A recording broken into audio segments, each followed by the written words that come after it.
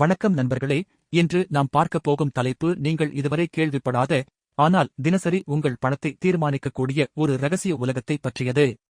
Forex மற்றும் தங்கம் வர்த்தகத்தில் ஈடுபடும் உங்களில் எத்தனை பேர், நான் ஒரு சரியான இடத்தில் என்றே எடுத்தேன், ஆனால் மார்க்கெட் சரியாக என் ஸ்டாப் லாஸை அடித்துவிட்டு பிறகு நான் நினைத்த திசையிலேயே செல்கிறதே என்று வருத்தப்பட்டிருக்கிறீர்கள்? இது தற்செயலாக நடப்பது என்று நீங்கள் நினைத்தால், அதுதான் உங்கள் முதல் தவறு. இந்த உலகளாவிய நிதிச் சந்தை என்பது நாம் நினைப்பது போல வெறும் எண்கள் மற்றும் வரைபடங்களால் மட்டும் இயங்குவது கிடையாது. இதற்கு பின்னால் ஒரு மாபெரும் ஸ்மார்ட் மணி இயங்கிக் கொண்டிருக்கிறது. JP. Morgan, Goldman socks, Goldman socks, Citibank போன்ற பெரும் சர்வதேச வங்கிகள் மற்றும் ஹெட்ஜ் ஃபண்டுகள் இந்த சந்தையை தங்கள் விரல் நுனியில் வைத்துள்ளன. ஒரு சாதாரண ரீடெயில் ட்ரேடராகிய நீங்கள் 1 லாட் அல்லது 2 லாட் வாங்கும் போது, இந்த வங்கிகள் பில்லியன் கணக்கான டாலர்களை ஒரே நேரத்தில் சந்தையில் இறக்குகின்றன. அவர்கள் சந்தைக்குள் நுழையும்போது ஏற்படும் அதிர்வுதான் நாம் பார்க்கும் பெரிய மெழுகுவர்த்தி நகர்வுகள், பிக் கேண்டில் மூவ்மெண்ட்ஸ். ஆனால் அவர்கள் ஏன் உங்கள் ஸ்டாப் லாஸை குறிவைக்கிறார்கள்? இதற்கு பின்னால் உள்ள முக்கிய காரணி லிக்விடிட்டி எனப்படும் பணப்புழக்கம். இந்த வங்கிகள் பல 1000 கோடி ரூபாய்க்கு ஒரு கரன்சியையோ அல்லது தங்கத்தையோ வாங்க வேண்டும் என்றால், அவர்களுக்கு அதை விற்க யாராவது தயாராக இருக்க வேண்டும். அப்போதுதான் அவர்களால் அந்த ஆர்டரை சந்தையில் நிறைவேற்ற முடியும். ரீடெயில் ட்ரேடர்களாகிய நாம் எங்கு அதிகப்படியாக ஸ்டாப் லாஸ் வைக்கிறோமோ, அங்குதான் இந்த வங்கிகளுக்கு தேவையான லிக்விடிட்டி கிடைக்கிறது. உதாரணமாக, ஒரு குறிப்பிட்ட விலை மட்டத்தில் சப்போர்ட் லெவல் அனைவரும் பை செய்கிறார்கள் என்று வைத்துக்கொள்வோம். அந்த லெவலுக்கு கீழேதான் பெரும்பாலானோர் ஸ்டாப் லாஸ் வைத்திருப்பார்கள். வங்கிகளுக்கு தெரியும், அந்த ஸ்டாப் லாஸ் என்பது உண்மையில் செல் ஆர்டர்கள் என்று. எனவே விலையை வேண்டும் என்றே அந்த லெவலுக்கு கீழே தள்ளி, உங்கள் அனைவரது ஸ்டாப் லாஸ்களையும் ஆக்டிவேட் செய்துவிட்டு, அந்த செல் ஆர்டர்களை தங்களுக்கு சாதகமாக பயன்படுத்தி அவர்கள் பெரிய அளவில் வாங்கத் தொடங்குவார்கள். இதைத்தான் ஸ்டாப் லாஸ் ஹண்டிங் என்கிறோம்.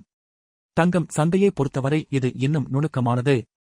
தங்கம் என்பது வெறும் கமாடிட்டி மட்டுமல்ல, அது உலக நாடுகளின் பொருளாதார பாதுகாப்பு கருவி. மத்திய வங்கிகள், சென்ட்ரல் பேங்க்ஸ், தங்கத்தின் விலையை ஒரு குறிப்பிட்ட எல்லைக்குள் வைத்திருக்க விரும்புவார்கள். எப்போதெல்லாம் உலகத்தில் போர்ச்சூழலோ அல்லது பணவீக்கமோ ஏற்படுகிறதோ, அப்போதெல்லாம் வங்கிகள் தங்கத்தை அதிக அளவில் குவிக்கும். ஆனால் அவர்கள் அதை நேரடியாக சந்தை விலையில் வாங்க மாட்டார்கள்.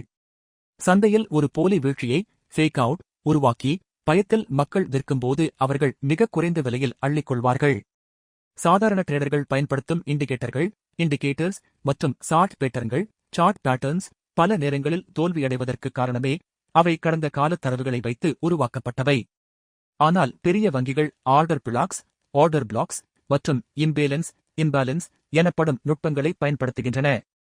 சந்தையில் ஒரு பெரிய நகர்வு ஏற்பட்டால் அங்கு ஒரு வெற்றிடம் கேப் உருவாகும். அந்த வெற்றிடத்தை நிரப்ப மார்க்கெட் மீண்டும் அதே இடத்திற்கு வரும் என்பதை வங்கிகள் முன்கூட்டியே கணித்து வைத்திருப்பார்கள். இந்த வங்கிகளின் ரகசிய நகர்வுகளை நீங்கள் புரிந்து கொள்ள வேண்டும் என்றால், முதலில் நீங்கள் ரீடெயில் மைண்ட்செட்டில் இருந்து வெளியே வர வேண்டும். மார்க்கெட் மேக்கர்ஸ் எப்போதுமே லாபத்தில்தான் இருப்பார்கள், ஏனென்றால் அவர்கள்தான் சந்தையை உருவாக்குகிறார்கள். அவர்கள் உருவாக்கும் பொறிகளில் சிக்காமல் இருக்க, அவர்கள் எங்கு நுழைகிறார்கள் என்பதை ஆராயப் பழக வேண்டும். சப்ளை அண்ட் டிமாண்ட் மண்டலங்கள், லிக்விடிட்டி ஸ்வீப்ஸ் போன்றவற்றை கவனித்தால் மட்டுமே இந்த ரகசிய ஆட்டத்தில் நீங்கள் தப்பிக்க முடியும். மார்க்கெட்டில் ஒரு செய்தி நியூஸ் வரும்போது ஏன் திடீரென விலை தாறுமாறாக எகிறுகிறது? அது உண்மையிலேயே செய்தியால் நடப்பது அல்ல. அந்த செய்தியை பயன்படுத்தி வங்கிகள் தங்கள் பெரிய ஆர்டர்களை சந்தைக்குள் திணிக்கின்றன. செய்திகள் வரும்போது சாதாரண மக்கள் உணர்ச்சிவசப்பட்டு முடிவெடுப்பார்கள். அதைத்தான் இந்த நிறுவனங்கள் எதிர்பார்க்கின்றன. எனவே இனிமேல் நீங்கள் ஒரு ட்ரேட் எடுக்கும்போது, இந்த இடத்தில் வங்கிகள் என்ன செய்யும் என்று சிந்தித்துப் பாருங்கள். அவர்கள் உங்கள் ஸ்டாப் லாஸை ஒரு லிக்விடிட்டி உணவாகவே பார்க்கிறார்கள். இந்த உண்மையை புரிந்து கொண்டால் மட்டுமே நீங்கள் 95% நஷ்டமடையும் ட்ரேடர்களில் இருந்து விலகி 5% லாபமடையும் ட்ரேடராக மாற முடியும். உலகளாவிய நிதிச் சந்தை என்பது ஒரு போர்க்களம். இங்கே ஆயுதம் ஏந்திய வங்கிகளுக்கு எதிராக நீங்கள் வெறும் ஒரு வரைபடத்தை வைத்துக்கொண்டு போரிடுகிறீர்கள்.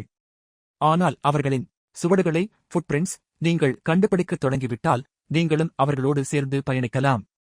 சந்தையின் இந்த ரகசிய பின்னணியை தெரிந்து கொள்வதுதான் உங்கள் வெற்றிக்கான முதல் படி.